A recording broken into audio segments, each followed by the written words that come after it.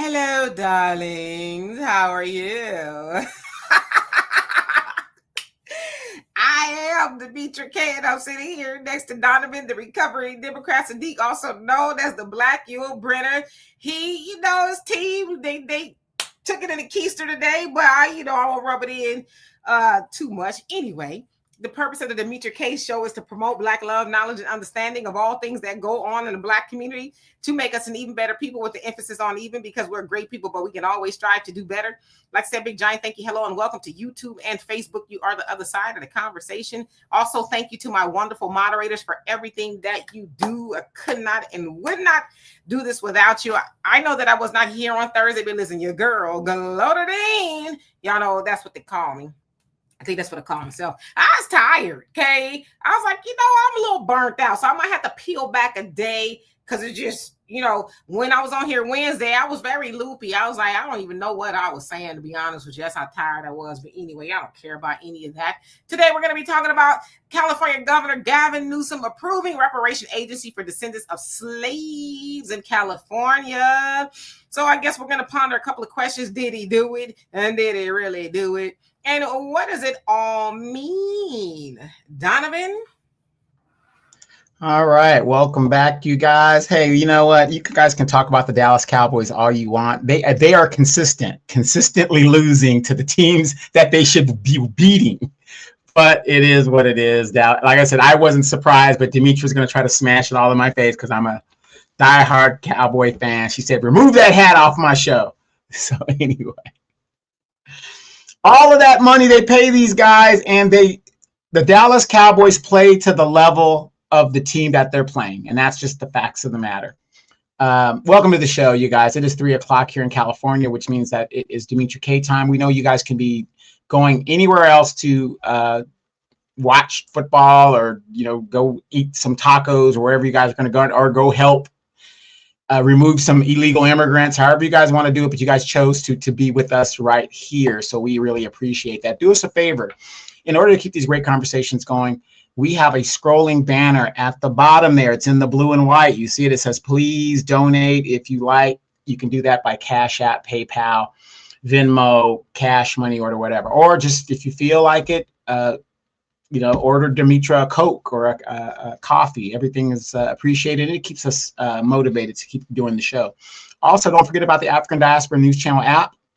You can get it on Google Play, Apple Store. The great thing about the African Diaspora app is this.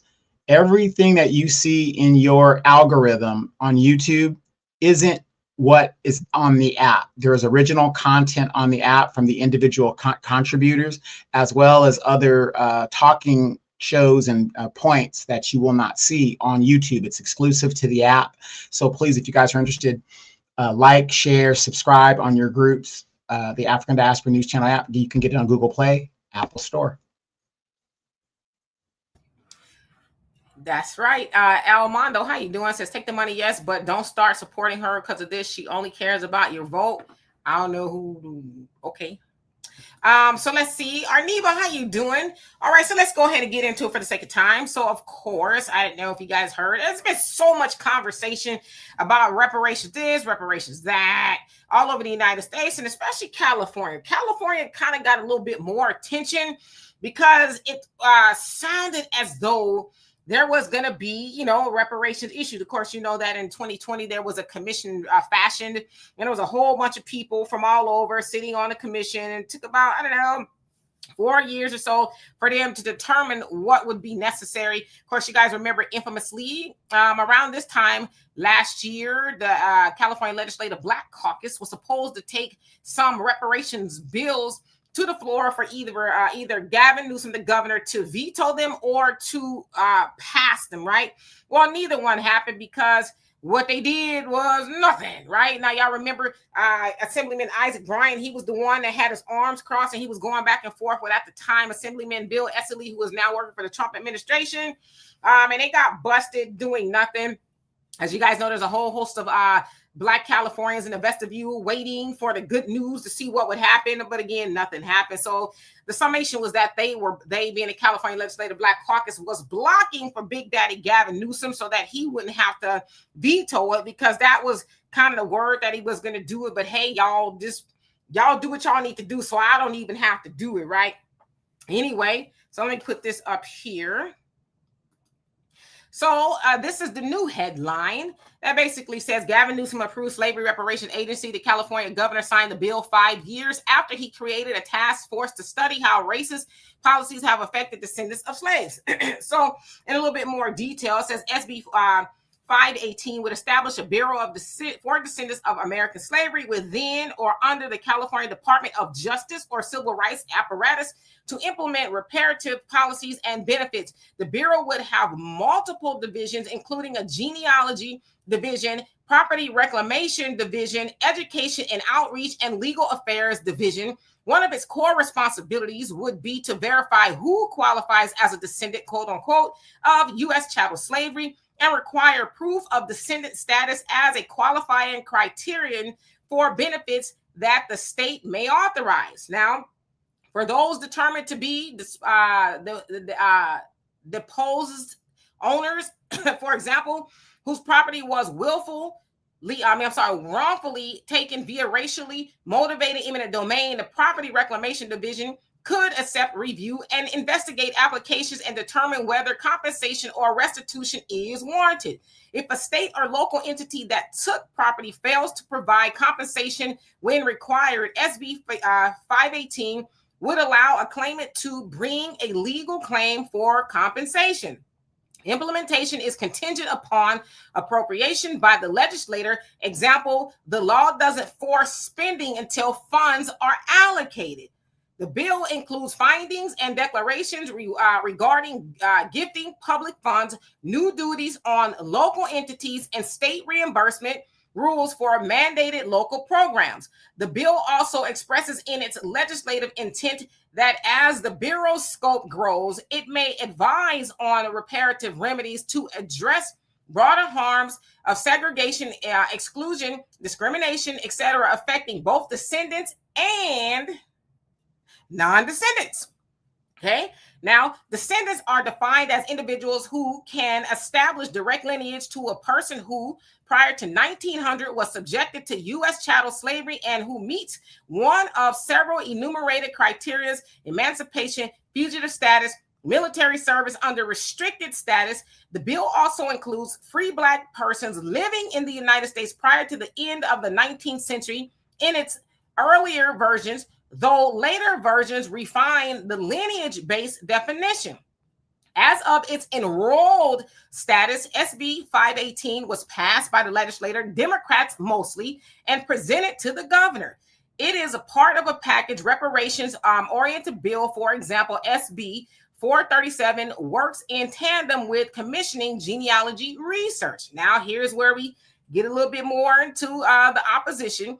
SB 518 faces several criticisms for civil society groups, legal experts, and grassroots advocates. Key objections include critics argue that SB 518 is tied to SB 37, which commissions a genealogical research in a way that delays implementation indefinitely. The Bureau cannot fully function until the genealogical methodology is in place. Thus, reparative benefits get postponed. So basically saying that, one bill, so the establishing a genealogy has to be put in place first before they do anything. Otherwise, they're saying it just will stall. Now, some argue that instead of delaying more research, the state should move to reparations without existing knowledge. So basically, we don't need to keep on studying what we already know. Now, strong concerns have been raised about privacy of genealogical data, genetic information, and how the data might be stored, disclosed, or misused. Some opponents are alarmed that the Bureau would be housed under the Department of Justice, a law enforcement body, increasing risk of surveillance or misuse. Opposition testimony warns that genealogical and DNA records are sensitive. Critics say the bill has no protections at all for privacy in its current form. Some legal analysts, for example, Pacific Legal Foundation, cited in analysis, asserts that restricting benefits to a class tied to ancestry and effectively race may trigger strict scrutiny under equal protection law and might not survive a court challenge. So basically saying because they could say, well, it's really about race and not lineage. They could say, well, per the Constitution, you can't do that. Now, opponents also argue that even though the bill claims lineage rather than race, in practice, the classification is a proxy for race, which raises serious constitutional questions. Now, closing up here, says some grassroots reparations advocates say SB 518 was drafted without meaningful input from community groups that have long advocated on reparations. They assert it deviates from the California Reparation Task Force's own recommendation. Critics also contend that the task force did not recommend further research on verifying descendant status. Many genealogical methods already exist. Now, the placement of the Bureau under the DOJ, a law enforcement is criticized as a structural misstep, possibly undermining trust and privacy. Some believe the Bureau should be independent or under a civil rights agency structure. Now, it says concerns over political interference, oversight, and mission creep also flagged. Now, I'm reading all this because it's a lot, but I want to make sure that we understand it. I'm almost done. Now, it says because SB 518's operation depends on legislative appropriations, opponents warn that lack of funding or competing budget priorities could hamper or prevent its actual functioning. In summary, while many see SB 518 as a significant step toward reparative justice, critics argue that its structure delays, privacy risks, and legal vulnerability weakens its effectiveness or threatens its viability. Now, this is the question that I specifically want to know. Are other races or groups included besides Black descendants of slavery? Now, it says no. SB 518 is narrowly tailored by its definition to benefit descendants of U.S. chattel slavery, who in practice are overwhelmingly African Americans. That's the term that it used, or those of African descent whose ancestors were enslaved. Descendants of African American chattel enslaved persons in the United States. So this is another definition. Says that descendants of free Black persons living in the United States prior to the end of the 19th century in earlier drafts. Now, it says no other racial or ethnic groups, for example, indigenous, Latino, Asian, etc., are included under the definition of descendants. The bill is explicitly intended to redress harms tied to the legacy of American chattel slavery. However, in the bill's intent, quote unquote, language, it allows for future expansions or advice to address harms in non-descendant communities harmed by exclusion, segregation, discrimination, etc. But that is advisory, not automatic inclusion. So again, Gavin Newsom signed that, approved that on this past Friday, October 10th. So yes, they are entertaining an agency. But as y'all heard, there's a lot of issues because how will it be funded? You got to get the genealogy department involved before a lot of things can pass. But then in there, and they know a lot of people won't read this, and I talked about this about a week or so ago. They know a lot of people won't read it, but that it does say that non-descendants can also be included later, because specifically it talks about the eminent domain, because there's a lot of people all over the United States, but specifically in California, that had their land taken by the government for whatever reason, and they weren't all Black. So basically it's saying that Latinos can say, hey, my family's land was taken, or, indigenous, when I say indigenous Indians can say, oh, my land was taken, which we know they've been compensated to some degree. So many have said this is potentially a nothing burger. I've seen a lot of y'all say that, Gavin Newsom may be running, let me take this down, may be running for president. There's no proof of that yet, although it sure maybe looks like he might be in it. It's kind of early too, because Trump hasn't even been in office for a whole year. But when I think about, is he doing this to win over Black voters? Now, California-wise speaking, there's less than 6% of Black people in California. Now, if you're talking nationwide, that might have some effect, but let's keep it a buck. Gavin Newsom is a Democrat, and Black people are still going to show up for the Democrats overwhelmingly, no matter who or what it is. So, Donovan, what say you? And then I'm going to get to you guys' comments. Thank you for bearing with me. I just want to make sure that we understand, because what I hate is for people to take a snippet of a headline and run away with that without getting the details and the particulars. So, Donovan. Okay, you guys grab your seats, grab your popcorn, because I'm about to go in right now. You basically said all of that to basically say nothing at all. Once again, this is and I'm not saying, you gave some important information. What I'm saying is, once again, as Black people, they are dangling the carrot in front of our faces. The one thing I got after listening to you read all of that information is I'm like, golly, you mean to tell me you have to jump over all these hurdles just to get $2? Now, my question is this. When the illegals came here, did they set up all of these hurdles for the illegals to get benefits? No, they just gave them the money. Where was the study for them? Where was the 5 years waiting? Where was this? Where was that? Are you guys tired like I am of the theater? When it comes to Black people, we have to be track and field. We're the ones that have to jump over the hurdles, do the Lindy Hop and all this other stuff just to get $2. But every other group comes over here, they get the money, no study, no background checks. They're just issuing checks. When they gave out the stimulus checks, did anybody study how much interest and all this other stuff that's going to go? And everybody got one, even rich people. They just gave out the money. Why is it that when it comes to us, it's always some type of, okay, well, you got to do this, then you got to do this. Oh, no, wait. Before you do that, you got to go back and go get your grandmama and show that your grandmama got. They know for a fact a lot of these documents that they're going to request and want do not exist. What about slavery? Don't we understand? If I could prove my lineage back at least, 100 years, what's the issue here? I mean, I just get tired of the games, and what I really get tired of, you guys, is seeing these people who call themselves Democrats. They see exactly what I'm seeing, and they're going to take their vote and still support this crap.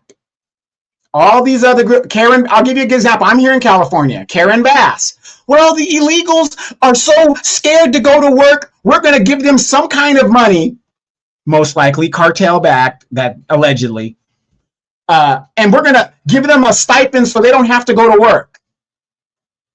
I just don't get any of this. I mean, I'm sick and tired of it. It's ridiculous.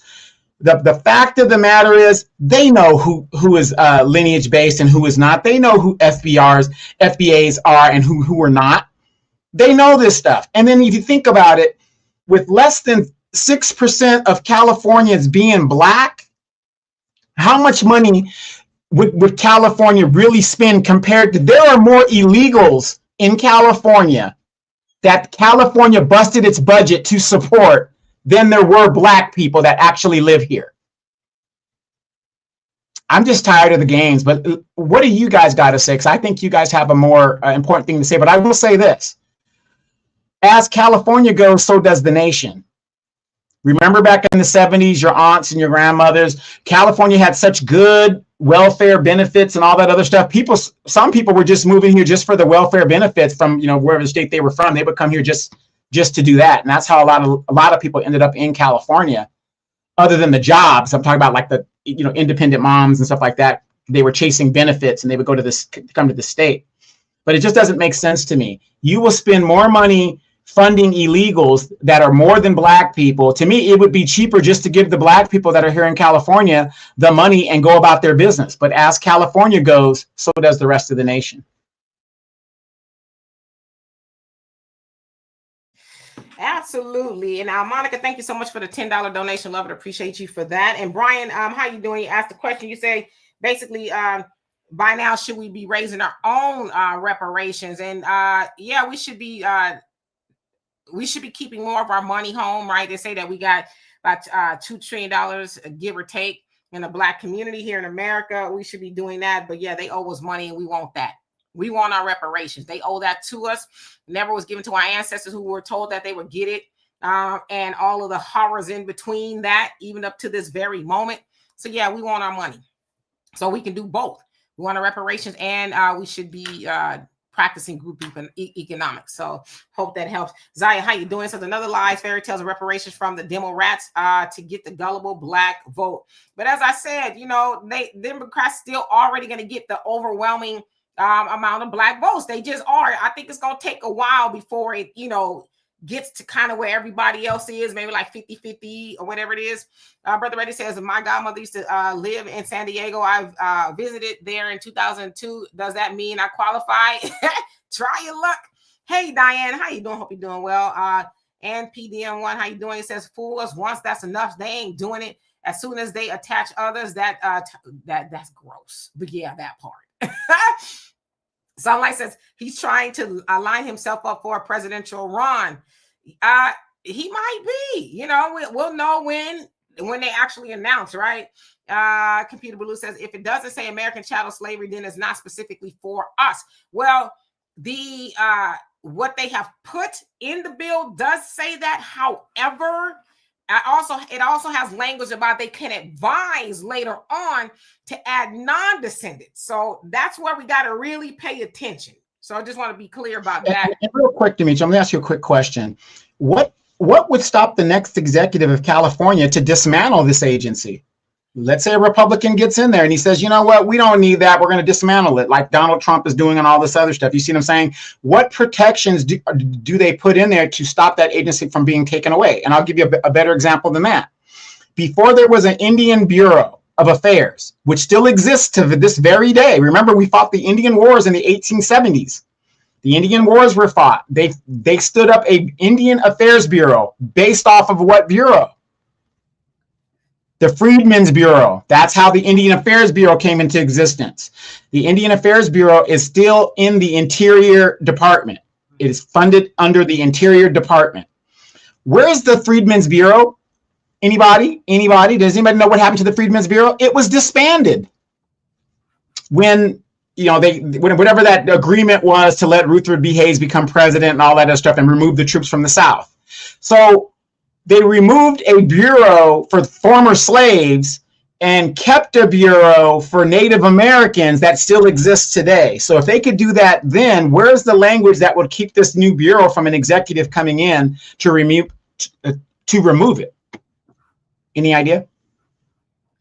Well, I mean, I don't know. You know, once it's signed in the law, the thing is too, I don't know all of it there is to know about civics, but just like it has to go through their legislature, it also has to go through the legislature. If they get another governor, Republican, or whatever it is, it's still, he couldn't just arbitrarily do what he wants.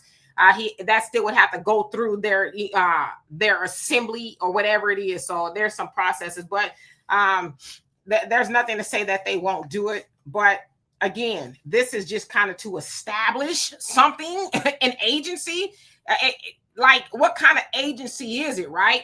It doesn't say Freedmen's Bureau. That's not what it says. It just says an agency. But as a lot of people who are opposed to it, a lot of those were ADOS groups. Now, not the one that's been trending on X and all that, not that ADOS group. A lot of them that's been in the game for a long time is saying, you know, there's so many questions. How does it get funded? And, you know, the genealogy part of it, that should pass first. That way we don't have to waste time because you pass in an agency, but you're not establishing the genealogy portion of it to say, okay, let's figure out who is who, right? And again, they raise questions in regards to the privacy. It's like, why would you put the Department of Justice in charge of holding people's information when Black people in general do not have a trust of, you know, the injustice system here in America? So if there's a lot of flaws, so there is no guarantee that whoever comes in next will try to reverse it, but it has some steps that it has to go to. So I just want to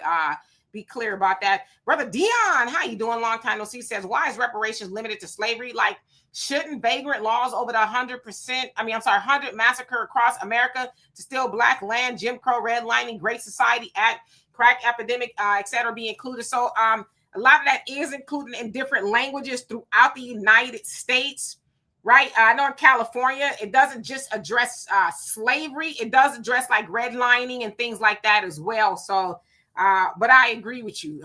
I mean, they could be adding stuff forever because there's always something going on, right? All right, let's see. Monet, how you doing? Hope you're doing well. I'm gonna skip down so that I can catch up. Kevin, how you doing? May, what's going on with you? Say he's gonna run for president and he'll probably win, but don't go for Black California. Fool me once, but again, as I said, Black Californians is that many people there, so I don't know how much. Which is why, to everybody's point, that's why California operates the way it does in regards to thumbing its nose at Black people, because it ain't that many people there. But see, this is where we gotta. Because in a sense, we squandered away our power in regards to voting in some places. And we were told not to do that for a very, very long time, especially by that of Dr. Claude Anderson, but we did it anyway, right? We voted as against our betterment instead of sitting down and saying, okay, wait a minute now. If I vote for the Democrats, keep voting for them, what does that actually mean for us? Because we know that now it actually helped get the United States of America in regards to immigration where it is. So, some of that is an admonishment to us. Silky Danielle, how you doing? Says they know who we are. Oh, for sure, right? But again, it's all those little hoops of fire. Brother Arniva, he says, by the time they establish the agency, the election will be over. Exactly. So, and Pookie, how you doing? Says, whatever country is responsible for colonizing, they should pay reparations to those people. Absolutely. Caribbeans, wherever you are, they have, the British Commonwealth or whoever it is, do that. Let me skip down just a little bit. Oh, I got to the bottom. Protect fam, how you doing? It said Newsom will never be president. That's funny. And Claire, how you doing? He says, hey Dimitri, yuck. I think you're talking to Donovan in chat. He says, I will never say Gavin will win. That's putting that energy out there. He will have to make this happen now. It remains to be seen. Right. Well, can I say this? If you've seen California under the 8 years of Gavin Newsom and see what it looks like, this place is bombed out. That movie Escape from L.A., Escape from New York, that's actually what California is right now under this democratic regime of Gavin Newsom. It is bombed out, and if the American people cannot literally go and see, or if you have not heard about the homeless everywhere, the crime and this, that. That is the America you will get if you vote this clown in the office. And, just to be all fair, in fairness, yes, it's gotten worse over the last, I'd say 8 years or so, but California has been trending downhill for a very long time. There's always been a skid row. There's always been, homelessness and crime and a whole host of other things, right? There's always been immigrants there even before Gavin got there. So did he exacerbate what's going on? I guess one could argue that, but did he create it? I would say no. And listen, I'm not a Gavin Newsom fan at all, right? But I think we should, really be fair in our assessment of things. I don't know if Gavin will be president. If he runs for president, I think that he'll have a really good shot. I think that he will. And I say that because just like nobody or a lot of people didn't think Trump would get back in office, he's back in office because, again, they be doing too much on the left and they do too much on the right. And so what ends up happening is kind of like a ping pong effect where people say, okay, yeah, we don't want no more of that. So let's go back to here so we can try to see if things will get better instead of just let's get somebody that's, more of a centrist, moderate, I guess, in the middle that could, I guess, be a president from that standpoint. Well, I will say this. I'm not saying it's not possible. I say it's very, very slim possibility that he would be president because he has too many negatives going for him. He is the nephew of Nancy Pelosi. He allegedly slept with his best friend's wife. There are so many. I said allegedly. Oh, wait. So with all of these things that he has, who knows what else is going to come out of that can with Gavin. I'm not saying it won't happen. What I'm saying is he has a long hill to climb politically to get to that. The mere fact that he's Nancy Pelosi's nephew, that's hanging around his neck. That's going to be kind of hard to get those red states to run behind him.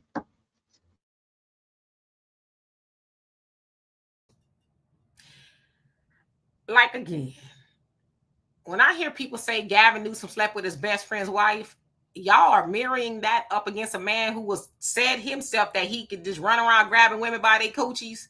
I mean, come on now. And we acting like people sleeping with people, wives and husbands, because they do that too, is a disqualifier. That is the most debauchery in the White House in Washington. There's the most debauchery. And now all of a sudden people want to disqualify stuff because they sleeping with their bed. That's the mildest thing that they doing in Washington. So it's like, I hear that kind of stuff.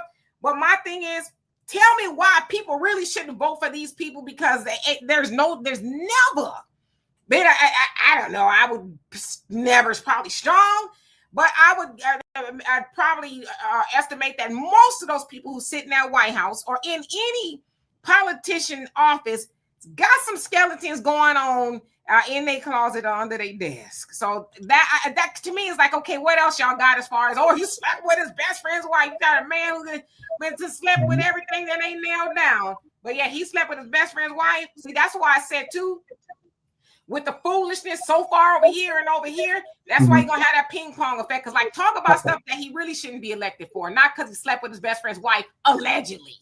Well, the thing is, again, we got to be real in politics. And like I said, I eat this stuff up. You have a Bible Belt. There's a lot of voters in the Bible Belt that still cling on to these old values and stuff like that. That's going to be something that's going to, like I said, I qualify. I'm not saying he's not going to get elected.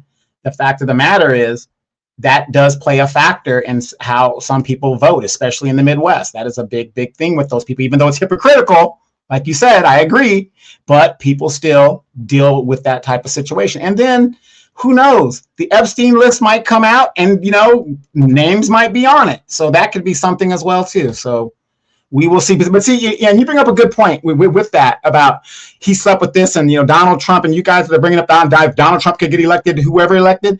This is why I say, why does the Epstein list matter? Mind your business. It don't matter. That's their personal. Oh, it's children. So what? So what? What does it matter? Again, he's sleeping with another person's wife. Why does that matter? Like you guys are telling me. So what? He's sleeping with other people's wives. Allegedly. So what? This is what we're talking about. What's important to some people is important to other people and vice versa. And like you said, I agree. You got far left and you got far right. You got to come to the middle. But in politics, these type of things do matter. It just depends on who you ask. Like I said, I don't know. Like if I'm thinking about somebody sleeping with somebody's wife or whatever the case is, I think that's an issue between them and their wives and their inner circle.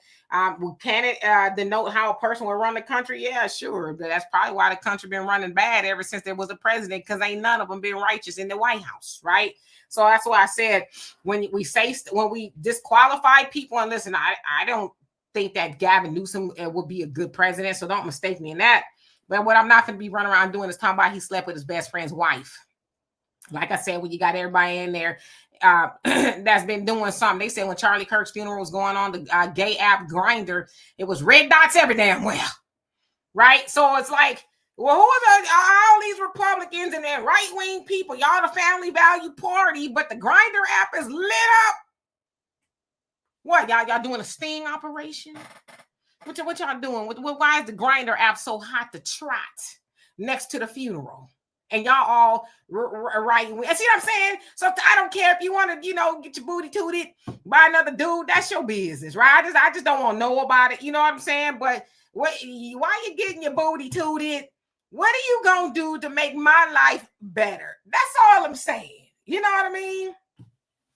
I don't know. I got a little too much rest, okay? A little too much rest. Hey, Eddie, how you doing? So the Bible Belt is where it goes. That you went. That's where the Grindr app is at, right? In the Bible Belt. Keyshaw says, don't be surprised if Hillary run in 2028 for president. She might. I don't know. Hillary's pretty up there. Her. Oh, by the way. So her and Bill celebrated their 50th anniversary. I hope she pours some hot grits on them, and at least in some of those 50 years. Protect Family says, Demetri, I'm surprised you like somebody like Newsom. Did you hear me say I like somebody like Newsom? See, that's because I got a lot of rest. And when your girl gets some rest, I was told the other day that I'm hyper, and I'm like, I guess maybe I am.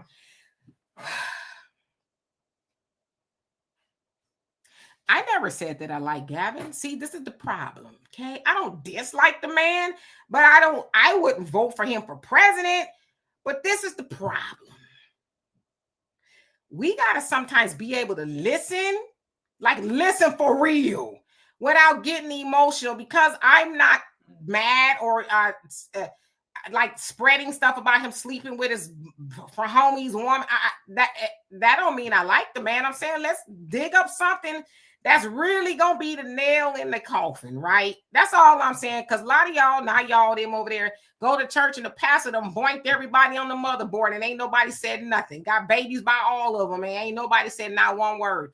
So I'm just saying, I'm not saying it's right, but I'm saying let's really get something like, oh, he had the California Legislative Black Caucus block reparations allegedly for Black people. Like, to me, that's the stuff that matters. Not that he then got sideways horizontal and gave his homie's wife 2 minutes of fun.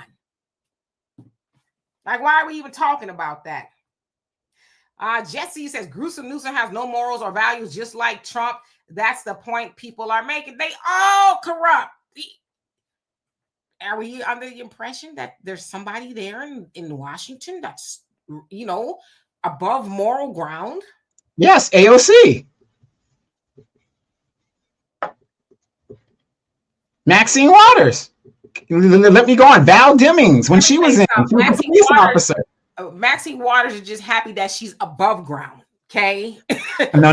You forget. No. You forget. Maxine Waters was at the Last Supper with Jesus, so she's a good personal friend. I'm just saying, they was walking on water. They was, twerking on water. The audacity of WAP. Brother Reggie says, that aside, Gavin supports all the transformer and men and women's locker rooms, mess. He could kick rocks. Yeah, all of that. But as I said too, a lot of them. Y'all know me, Brother Reggie. I love y'all. I really do. I'm a argue from the middle. Yes, he does. And I don't cut for none of that, but this ain't my business because I know who and what I am. Okay. But there is potentially a PDF file in the White House that a lot of people are just saying, they even talking. He's even mulling over whether he's going to pardon Ghislaine Maxwell. And she really was involved in, harming some kids. So I hear what you're saying, but it's like, where do we find the moral ground? Like, if we're going to talk about morals, where is the moral ground? Like, where should we say, okay, all of this is on the table or all of it is off the table? Like, what are we doing as far as morals are concerned? And I'm not saying they don't matter, because they do, but I'm just asking. Who else haven't I seen? I wanted to skip down. Michael, how you doing? Says, I concluded that both the Democrats and Republicans are compromised and don't work in the interest of average American citizens. We need to abandon both of them and find a third option. We've been told that, right? So I totally agree with you. Window, he says, yep. Variables, then moving parts are super crazy. Yeah, the moving parts will get you messed up every time. African Native says, my daughter turned 8 yesterday. Well, happy birthday to your lovely daughter. 8 is, I remember I was 8, like 40-something years ago. But tell your daughter we said happy birthday. Yes, Arneba, booty tooted. That means, yeah, but all that. He might, you know what I'm saying? Claire says, Gavin a goofy, but if he approves reparations, then I'll listen to the ancestors on this one. Yeah, I mean, that's something to consider, right? If he does reparations, but like I said, I'm a California native, okay? Born and raised. So I don't really cut for Gavin. I mean, I see the foolishness that he up to. Norma says, sometimes we have to vote for the lesser two evils and then make that evil. We voted for a lame duck president by voting for the opposite party in Congress or letting the opposite party take control. Now, I agree with that too. A pretty good degree. I do, because there needs to be some checks and balances, because as y'all see now, there is none, right? Jamal, how you doing? Says, evangelical vote for Trump and support him to this day. You can't get no older than that. I think you're trying to say, yeah, that's is wild, right? But then again, like I said, check out my video on the African Diaspora News channel next week. I got something to speak to that. Arson, how you doing? You say, hi guys, how have you been? We're doing wonderful, no complaints. Lily, how you doing? Hope you're doing well. Silky Daniel says, old as hell. Brother Dion says, I don't think a Democrat stands a chance to win next presidency. I didn't know it. A lot of it remains to be seen. It's like three years from now. Anything can happen. I tell you all the time, I don't think Trump is going to finish his presidency. I don't. I don't know, something's gonna happen to him. Y'all see that tweet that he put on Truth Social last night in the middle of the night? Because see, stuff like that make me think, oh boy, ain't gonna be here long. Because he was basically saying that, and I'm paraphrasing, but Biden put 247 FBI plants, if you will, during the J6 or whatever. And he was like basically paraphrasing, he needs to be responsible for that. And people you can go on Twitter right now, or X, and they're like, dude, you were the president then. Biden wasn't president. So how are you blaming Biden for any of that? Biden was nowhere even in office. Now, he had been elected, but he had not been sworn in yet. So a lot of people are saying, what's wrong with this dude? Like, you literally were the president. So how are you blaming Biden for this? So I just see the dude. I don't know. I think Trump is, I don't know. Well, Demetra, I agree with you what you're just saying. It isn't just Trump. It's like I said, when a generation of leadership stays in there too long, they're all going to have, not all of them, but a good majority of them, you're going to go through cognitive decline. And this is the problem in America. We are electing the baby boomers should have been out of office 25 years ago. It should be Generation Xers up there right now. And then Generation Y getting ready to take over leadership, because we would be into our 20th year ourselves. This is another reason why the country is so jacked up, because these people don't know when to leave.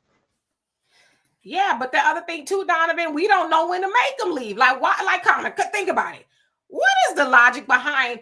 And listen, I don't know Maxine. I'm sure she's probably a lovely woman outside of politics. But Donovan, honestly, what is the logic of continuing to vote her in office? What's the logic? Well, there is no logic. I mean, like I said, for those of you guys that don't know, Maxine Waters does not work for Black people because there's not enough Black people in her district to really matter. She got reelected under 70% of Hispanic votes. As long as she's going to do the Hispanic agenda, hey, they don't have a problem with her. But the minute she steps out of line, she's going to be gone. But most likely she'll be carried out before she gets voted out. But here's the thing. Here's the thing with all of that. Term limits. Anybody? Term limits? That would alleviate the problems of generational stacking of people staying too long. There's got to be a way to do that. And I believe that if you're in the Congress, you should serve no more than 10 years. That's 5 terms. You get 5 terms, 10 years. If you're a senator, you get 2 terms, maybe 3. And that's more than enough. The 3 years, that's what? 6 times 3, that's 18 years as a senator. That's more than enough time to fill your pockets with our money and go live a good life with you and the rest of your family. But if the president of the United States can only run for 2 offices, why are we dealing with these people that keep staying in there?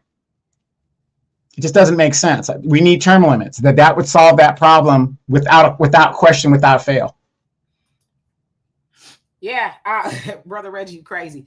I mean, lovely woman, because I don't know, Matt. I don't know any of them personally. We only know their politics. So I'm just saying, without, dragging her or nothing like that, I don't see the logic of continuing to have her in office. I mean, Maxine, like I said, my Lord, she's up there in age, right? And sometimes she just be screwy-eyed, just be there, right? I don't know. So I'm just like Maxine, Jim Clyburn, all of them. And I don't want to engage in ages. Look at Dianne Feinstein. I mean, it was a crime what they did to that woman. That was a crime. Well, she did it to herself, and the people continue to vote her in, So that's what I'm saying. At what point do we admonish ourselves as the voter or the non-voter that those people keep getting into office? I mean, my Lord, Maxine Waters is a silent generationer. She's not a baby boomer. She's the baby boomer's parents. Or he could be, right? Or whatever at the tail end. So I say all that to say, I mean, what else what is she doing there? What is she, does she even know how to use it? Reclaiming my time. Give me your number, whatever, and I'll call you, homeless person. I mean, I'm just saying that, like I said, I don't want to dog her out too bad, but but that's our fault. When I say our, I mean us that, keep her in office. Poogie says all front trash parties, scam Bondi, do is lie. They do be lying. Yeah, I think we can concede they do be lying. And as y'all said, yes, Stephen Miller, apparently it appears that he is running the White House. Yeah, Trump, he seemed like he might be a little on the tide side. And by the way, Stephen Miller is from Santa Monica, California. He is a Jew, and he's one of the most racist people you will ever know. Isn't that strange? Well, we want to be careful. We want to be careful of the things that we say on here. Well, what I'm saying is, his policies, let me rephrase that. His policies are some of the racist that you will ever see. But isn't that strange, though? Yeah, I mean, right. But, he's in the Trump administration. He's part of the Trump administration. So, Dion, a Jewish guy that walked with King, a Jewish person. I'm just saying, let's match it up. Zionist. Yeah, he's really a Zionist. Dion says, I know this sounds crazy, but they're going to make a black man president next to gain favor with the next superpower, China, BRICS, because of its alliance with Africa. But what would the black president do in regards to that? I mean, we've seen what they tried to do, that one general or captain, whatever he is, tried to go in and speak ill of Captain Ibrahim Traore. So ain't no black man going that's a Trojan horse for sure, I would imagine. Yeah. I'm going to say this. I know a lot of people aren't going to agree with me. Everybody that is alive today, you will not see another black president in your lifetime. And I'm going to say that right now. Mary, how you doing? Says, I wouldn't vote for him if he was telling the truth. Democrats are desperate to get black people vote back. Thank God the baby boomers are still there, the ones who love our country. Yeah, if you ask me, I don't think the Democrats are trying to even get our vote back. Honestly, if you're really paying attention, they're still really, crashing out for the immigrants. They're not even really talking to black people. I mean, even Mayor Brandon Johnson in Chicago, he coming up with all these safe zones and all this stuff to protect the immigrants. He ain't, only time Brandon Johnson talks about black people is when he talked to black and brown. Oh, well, they doing the immigrants like they did our ancestors. Or he keeps talking about the Civil War stuff. Like he wants to, they're trying, the South, the right wing are trying to get a do-over with the Civil War. And that's to invoke fear in us, right? Like if y'all don't get involved with this immigration stuff, then y'all gonna be back on the plantation type stuff. So I don't hear the Democrats really even talking to black people at all. Yeah, and it's funny that you say that. They were there was a program I was watching, and I don't know if you guys saw Chuck Schumer. He was on some program, and they were asking him about the black turnout in the last election, and he says, "Well, we've got Warnock working on this, and we got Cory Booker working on the turnout for the black vote." And when he said that, I'm like, well, they asked you, what are you doing about the black turnout? And Chuck Schumer deferred to these other people because, matter of fact, the part of the autopsy of the Democratic Party thing came out 8 months after the election. And one of the major things was the reach out to black men and, the black vote. And what they're saying is, I mean, they've acknowledged that, yeah, that was a big mistake because they don't even want to come and talk to us. Because again, when you give 90-something% of your vote to one party, why should they have to come talk to you? You're going to give them your vote anyway. And with the loss of 15% of that vote that cost them the election, that partially cost them the election, they see that that's a problem. And they're basically asking him, what are they going to do? And he had no answers. He had no answers of how to get the black vote back. Yes, indeed. Rock Bush, how you doing? You say I'm a coward. Well, my mama would beg to differ, okay? And my mama's going on, and my mom said I was one of the most courageous people that she ever met. She said she didn't like everything that I did. She was, a little bit fearful because, see, my heart don't pump no Kool-Aid when it comes to this. But I tell you what is cowardice, since you call me a coward, what's cowardice is knowing that we got black platforms like the African Diaspora News Channel app and other ones, but black people won't go over there. Black people rather sit on these white folks' apps and cry about what we can and cannot say. That's being a coward. But I'll tell you one thing, a lot of y'all, y'all ain't gonna risk what y'all got going on. Y'all want everybody else to put it on the line. See, my heart don't pump no Kool-Aid, but see, unlike you, I'm gonna tell you right now. See, I read. This is on my desk. I read. So I don't have to say any and everything that come to my mind to appease a couple of people. So do I know the truth? I know the truth, but do you know the truth? But as I said, until we go over to our Black-owned apps in droves to where we can go over there and say what we want to say, I'm going to say this as nice as I can. Shut your two lips calling me a coward. Please and thank you. Anyway, Facts Not Feelings, how you doing? He says, imagine a Mexican guy in a border town doing a town hall meeting and then mentioning something about Black and Brown coalition. Those Hispanics will run him out of that town hall meeting. But again, see, this is where I'm going to have to get on my perch. I ain't going to stay up there too long. But I agree with you 100%. But see, we as Black people, we have a lot going on to us, with us. But unfortunately, a lot of times we concede our power. Right? Because how was it that Brandon Johnson, for one, got in office? I know he probably lied a whole lot, this, that, and the other. See, the other problem is, will he stay in office? Or anybody else? See, the Democrats know they can do that to Black people because all they got to do is say, oh, I'm the party of Black people. Oh, well, you know, we the party of Black people. Again, if you force something, that means you are pro, right? You do something for that people. The Democrats ain't never done nothing specifically for Black people. Republicans haven't either, but we don't overwhelmingly vote for the Republicans. We do that to Democrats. And all they got to do is give us a funky fish fry and some other symbolism, and we show up to the polls and we run around with that sticker talking about I voted, and that's all we get. That's all we can put our hands on as a sticker, and we see them doing this time and time again. Case in point, Kamala Harris, she sat up there with Biden and continuing on with the benign neglect of Black people. But they got in office and allowed all those immigrants to come over here, like open the doors wide open. And then Kamala still got the majority of the Black vote. But then we cry about what everybody's doing and this, that, and the other. But yet we still signed in line. When I say we, I mean collectively, okay? Lined up to vote for Kamala Harris, knowing what her and Biden were doing, full knowledge of what they did, and then we'll cry about what Brandon Johnson is doing or not doing or anybody else. But when do we admonish ourselves? Some of that is on us. We allow them to give us absolutely nothing. Our vote is very valuable. It ain't valuable to us because we don't use it, right? But it's valuable to everybody else. Every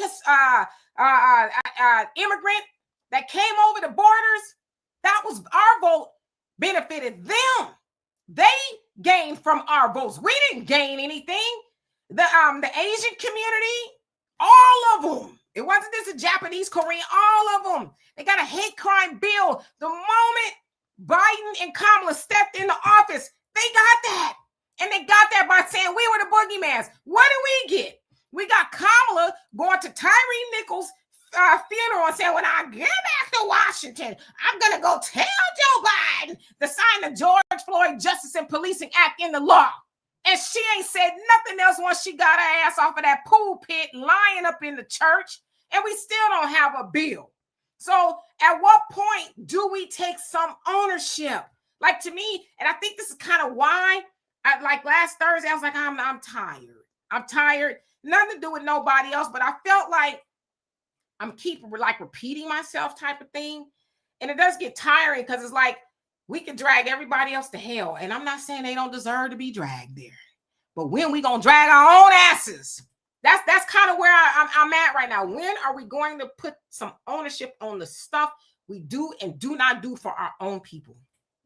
I'm just asking. Real quick, Demetra, how many of you guys have heard here in California, we have an initiative of the, I guess it's the redistricting stuff. It's a big thing. California's redistricting because Donald Trump is redistricting in Texas, so California is going to do it. Now, I want you guys to listen to this. This is how the Democrats here in California have been telling the people what is going on. They're saying that, oh, well, we got to do this. $200 million is what it costs to do this election, special election and stuff. This is what Gavin Newsom and the Democrats are telling the California residents here. It gives the people the power to draw the maps and things like this. So we're going to have this election so that we could draw the maps the way we want to, the citizens. I have the ballot right here. Okay. How many of you guys know that, of course, you're not from California. California years ago approved congressional maps are to be made by a citizens commission. But the Democrats have spun it to make it seem like citizens don't already do that. Because what it is they want the power back to the politician. And I'm going to read this to you guys real quick. And this is what it says. This bill, what they want to do is authorizes temporary changes to congressional district maps in response to Texan partisan redistricting legislative constitutional amendments. Requires temporary use of new congressional district maps through 2030. Directs independent citizens redistricting commission, so we already have that. That's the commission we already have. To resume enacting congressional district maps in 2031. But they're spinning it as if we don't already have that power as a person. See, and this is my problem with the Democrats. They continually lie to their supporters. We already have a civilian commission to do redistricting. Why are you trying to lie and give the power back to the politician to where you could gerrymander your own districts and your own elections? This is why California established a commission, a civilian commission, to do the redistricting. But this is why the Democrats continue to lose elections. They are not above board, and they continually lie, regardless of what the situation is. This special election, this is the only thing on the ballot, $200 million. And yet we've got homeless people, and we've got people that need food and all kinds of stuff going on. And this is how Gavin Newsom spends the money on his way out the damn door. Absolutely. And Diane Wright says we never gain anything. That's the problem. And our brother John, how you doing, says another example, HBCU grads getting upset on social media about Turning Point coming to our campuses, but crickets when people are shot and killed around or near campuses during homecomings. Well, I mean, I hear what you're saying. I don't know how silent they are. They may be saying something, but I don't see those two things going in the same vein per se, because I think they should not want to have to talk to them. We're not monkeys. We're not showpieces. We're not Autobangas or Saartjie Baartman. We're not that. And what I say by that is the white folks want to go to black campus and debate black people for what? So they can go get clicks and views and make money and say, oh, this, that, and the other. We're not on display. Like at some point in time, we as black people got to say, I don't owe you nothing. I don't owe you a conversation. Why? So you can go put all this on social media. What you're going to put on social media is me not saying nothing to you. We don't need to grant them Godspeed or nothing at all. And that's the problem. They think we owe them that. Why, of all people on the planet or in America, you want to debate black people? We ain't got nothing to talk about, because for one thing, you don't agree with nothing we saying anyway. So why are you so interested in having a conversation with us? Oh, debate me. For what? We don't agree. Fact, if we really serious about segregation, what is it to talk about? We don't need to talk about nothing. I don't think we need to talk about is what part of the earth you going to? What part of the earth we going to? But all that will change my mind and debate me? No. Go debate your mama. How about that? And Rock Bush, you said, well, people can say what they want about FBA, or whatever, make sense. You know what? I'm going to keep using this example. I'm going to ask you this. You going to let me come in your house and have my say, whatever I want to say? If you want, your drapes open and I come in there and shut them closed, I say we closing the drapes. How long you going to let me do that in your house? You probably wouldn't let me even touch your drapes. So I say all that to say, as long as you on these people's platforms, I'm going to say this respectfully again, shut your mouth. Now, I know that's disrespectful, and I don't mean to be disrespectful, but that's what they saying. Anytime you on a white man's platform, he can say, shut up, boy, or what you gonna do about it?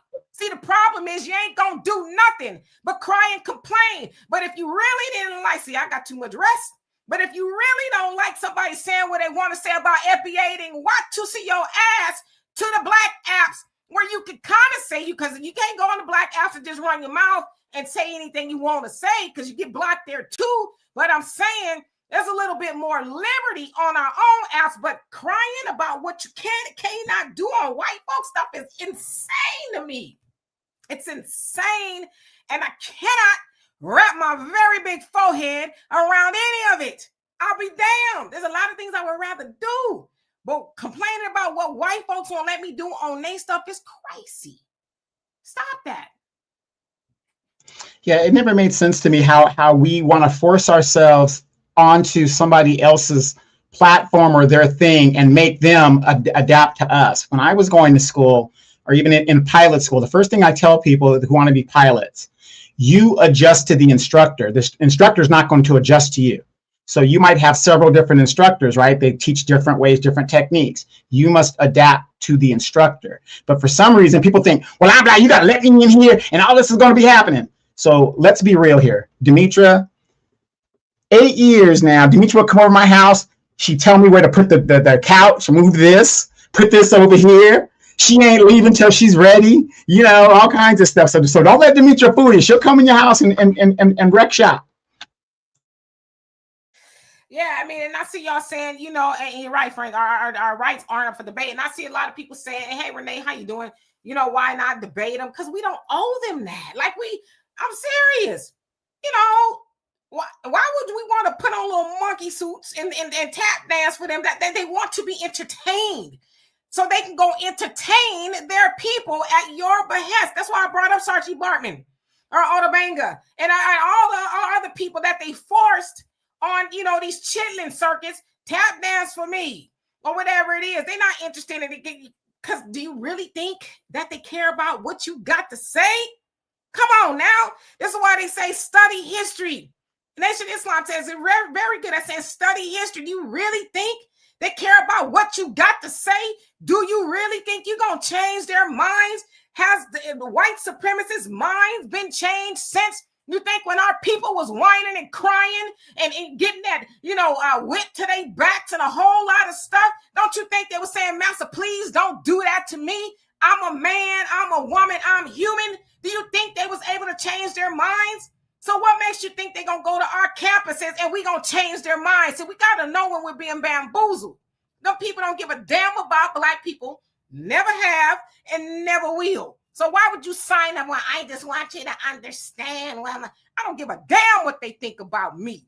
And I don't know how much strongly I could say that. Yeah, I remember in the Roots when Kizzy got sold. Remember what Kizzy's mom was doing? Please, Master, you could beat me. I mean, she was pleading and all kinds of stuff, and the white man didn't want to hear it. His mind was made up. He was done.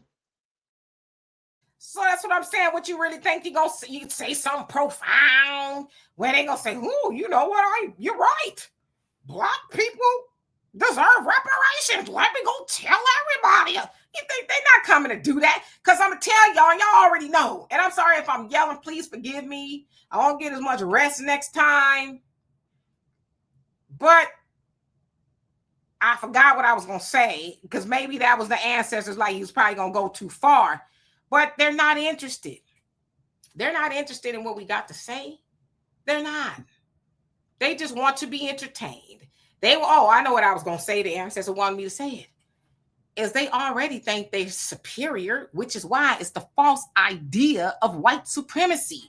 And they wake up thinking, oh, we're more superior than everybody. Because do you think if they thought they were going to lose a debate to black folks, they would show up? Listen, I know a little bit about argumentation and debate as I got 2 degrees that made me have to learn about that, okay? Arguing is not actually debating, okay? And talking over each other with knowing this, that, and the other and ramming down, you know, straw men and a whole bunch of other fallacies. It's not good debate. It's a form of it, but it's really just arguing. Because who is the referee? Who are the judges to say, oh, well, you made a good point? Who's to do that?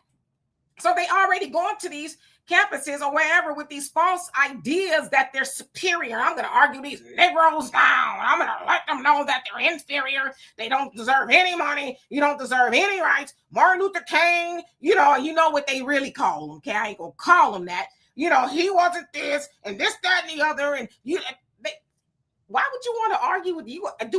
Listen, I know who I am. And one thing I'm not going to do is argue with no white folks about my knowledge of self. I don't think so. Anybody who will argue with white folks about who you are as a person, you need to go and rearrange your understanding of who you are, because people who are somebody, really kings and queens and got good knowledge of self, would never bid them the time of day. And for those of y'all who study the Bible, Jesus and the devil had one conversation. And y'all know what that conversation was. The devil's like, bow down to me right now, and I give you anything you want. When he was stuck in the woods for 40 days and 40 nights, and Jesus said, Satan, get thee behind me and never come before me again. That was the only conversation they had. So I say all of that to say, we got to get that in our minds. There's certain people I'm not going to have a conversation with, because for why? So let's see. Thank you, John.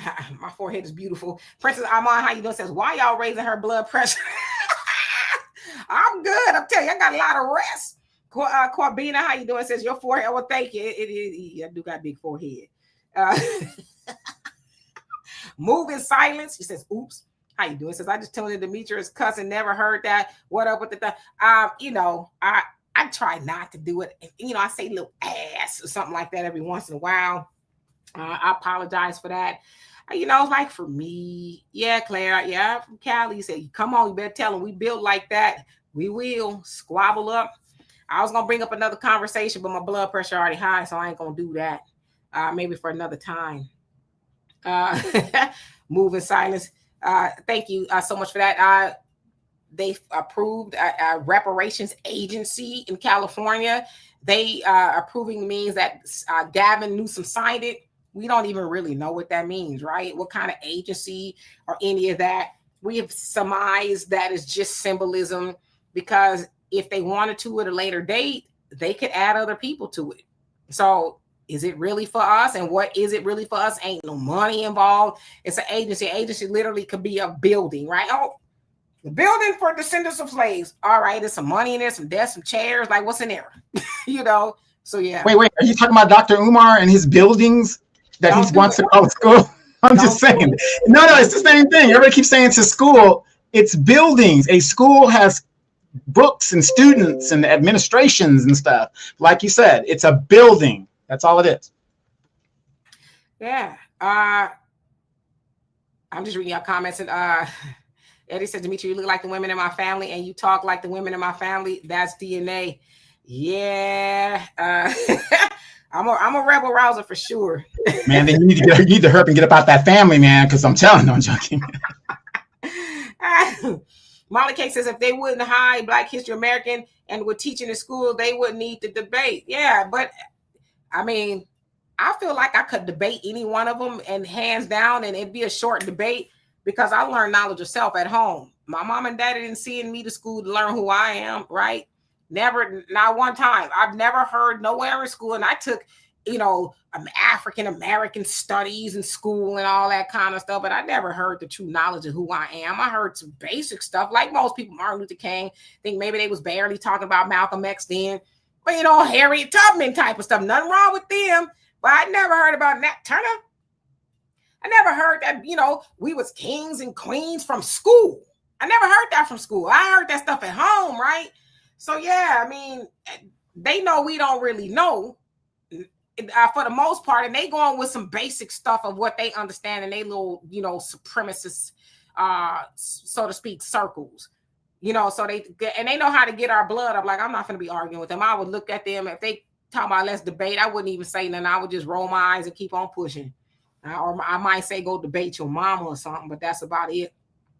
Yacobo, how you doing? Hope you're doing well. Long time no see. Gary says the deep state is over. Okay.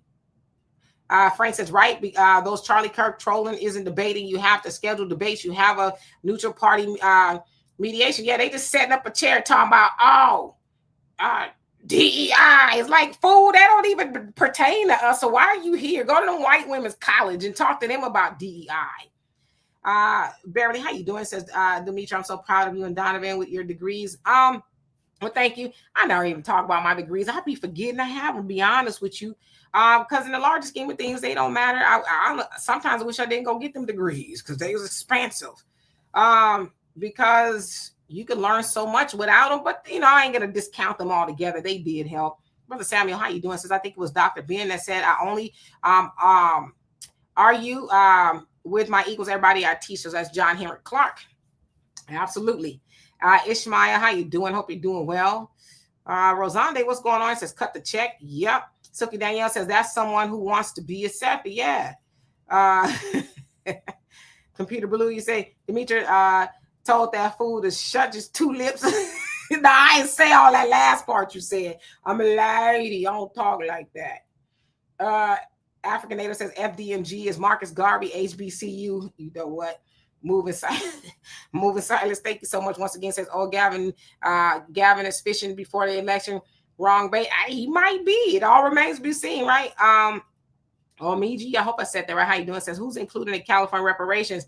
What they're saying is specifically for descendants of slavery, but they could change the language to non-descendants if they want. But if you look at all the people who approved it, it was a lot of, Asian groups and things like that. So to me, I'm like, why would y'all be on board with that when y'all wasn't before? Because they can change the language, and will they change the language and they be included in that? And we know once they change the language, that means that don't mean we ain't getting none of that. They're going to get it. So we just got to know what we don't know. Money Green, how you doing? Says KRS One in public, and it taught my generation a lot about our oppression. And then what happened with that? What happened with that? They brought in the low-hanging fruit music, and, now that music is underground. You got to play that on your own and listen to all of that, right? I ain't heard that stuff on the radio nowhere. But yeah, a lot of us did. When I say us, I mean collectively learned a knowledge of self from the music. And then them folks was like, nah, we got to get them back to the crack and all this other stuff, right? And essentially that's what happened. Donovan and I are old enough. He's a lot older than me, but we were old enough back in the day, the concept of twerking. We did the freak and stuff like that, right? Or the nasty. Ooh, I'm dating myself now with the nasty, the dance. But all the stuff we see now and women walk around naked all the time, it would have just been weird when we were coming up. People wore clothes and things, and you did little dances that you probably didn't want your mama to see necessarily, but the stuff that they doing now and the things they talk about in the music, yeah, all this is by design. Where are the woke rappers? There's some, but they don't get the streams like everybody else does. So, and we fell for it, unfortunately. Scoop, thank you. You say debate. Real quick. Well, what's the surefire way to destroy a community? You get to the women. You get to the women because the woman is the center of the community. Yeah, you get to the women, and you also get rid of the man. You get to the women and you get rid of the man. So as a conglomerate of things as to why our community is the way it is, but you got to remember too, we have to fight for the unity that we did have after slavery, and of course they kept coming along and dismantling that, and now they don't even really need to do it necessarily. We are programmed to do it ourselves. And Scoop, thank you so much. It says debate. Now they want to mock and exploit us for profit, just like slavery. Y'all ain't learned. That's what I said. Why would you want to get on the auction block with them people and be arguing back and forth? They don't know what they don't know. They only know the little stuff they see on Fox News and Twitter. And and if they're going to an HBCU, they're supposed to be learning, right? Learning a whole lot of stuff. And I'm proud of those kids. The kids to me, right? For saying, man, get the hell out of here. We ain't going to be debating, y'all. Please. I'm glad that they didn't grant them that. I'm glad that they robbed them of that. Now, to that, they've gotten a lot of notoriety. These kids, these debate bros, they were sitting up at the press conference last week with Trump. A whole bunch of Twitter people talking about, oh, well, somebody said this to me and my life is in danger. They did this. And then Trump was like, well, Pam Bondi, she's going to get to the bottom of it. They're going to, you arrested people for saying something about you on Twitter and said somebody don't know your mama. But now they got to get locked up because you see what I'm saying? So this is kind of where we are now. So don't debate them people because you mess around, said something, and hurt their feelings, and Trump and Pam Bondi be on you. Terrence, how you doing? Says he's in the circle of Nancy Insider Pelosi, he's not going to do anything for us. I never said that he did. I'm just telling you what happened, on Friday. Princess Armani says, I'm young and the nakedness is too weird for me. It's just like, golly, young women don't own no pants. Like every time you see a performer, she ain't got no pants on. It's like, what happened to the pants? Like I said, I don't really know a lot of these new young rappers and whatever, because the music is garbage in my opinion. But I saw a thing on YouTube. Who's this girl? She's a little cute girl, Sweetie. I guess she's doing Dubai, allegedly going to Dubai. I don't know what's going on. I mean, all of these stories that come out and you're like, huh? What? Hey, in fact, Black America, you better knock it off talking about nobody like KRS-One. You are nobody, okay? Because everybody I know like KRS-One. Yeah, my daughter was telling me something about that. I mean, it doesn't surprise me if she's a escort. In a sense, they are escorts, right? They putting on the fishnets and pantyhose for the industry.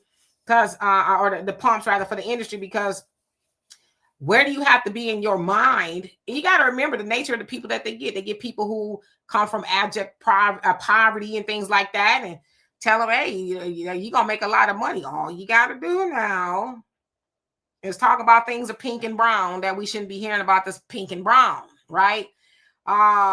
So there's a lot of degradation in that, but the premise of that is to sell it to everybody else. Now this is where we got 10 more minutes or so.